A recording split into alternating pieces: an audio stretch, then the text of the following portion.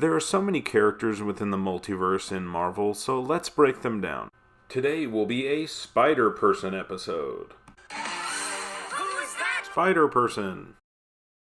It's Spider-Gwen, Ghost Spider, Spider-Woman.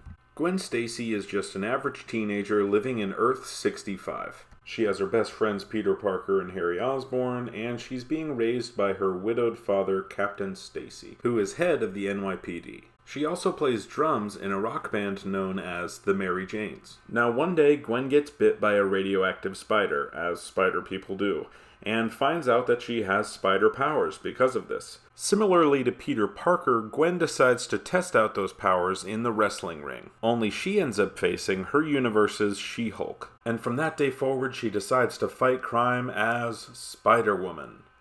Okay, yeah, the name is kind of already taken, but we'll workshop it. Now, after a life of bullying, Peter Parker sees the good deeds that Spider-Woman is doing and decides that he wants to become just like her. Unfortunately for Peter, him experimenting on himself causes him to turn into a giant lizard. What's more unfortunate is that even though she tries to save him, Peter ends up dying in Gwen's arms. Yep, the writers decided to let Peter die in Gwen's arms instead of Gwen in Peter's arms to make us even more sad.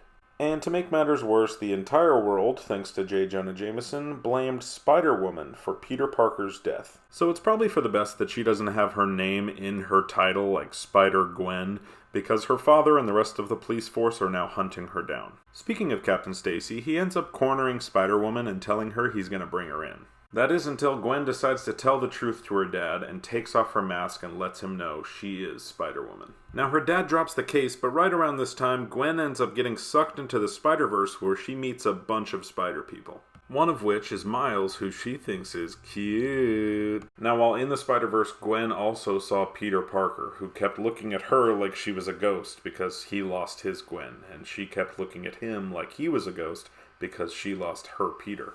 This leads the two of them to have this really sweet moment where they promise to protect each other because they've lost each other before. Anyway, the group of spider people known as the Web Warriors end up beating the bad guys and returning to their respective universes. Gwen goes back to her normal student and wanted by the law life, and now she has new help from friends with Silk and very pregnant Spider-Woman.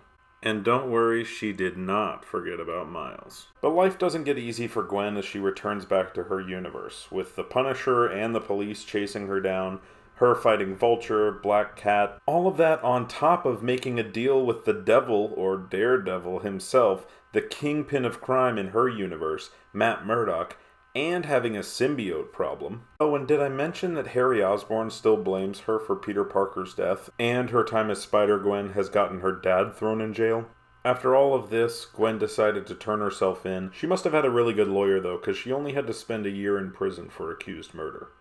I hope that year was relaxing though, because as soon as Gwen gets out, she's immediately thrown into the events of Spider-Geddon. Now after swinging around the Spider-Verse a couple of times, she's realized that Earth 616 is pretty rad, and she's decided to make it home. She even decides to go to Peter Parker's alma mater of Empire State University. And with 616 already having a Spider-Woman, Gwen needed to come up with another name.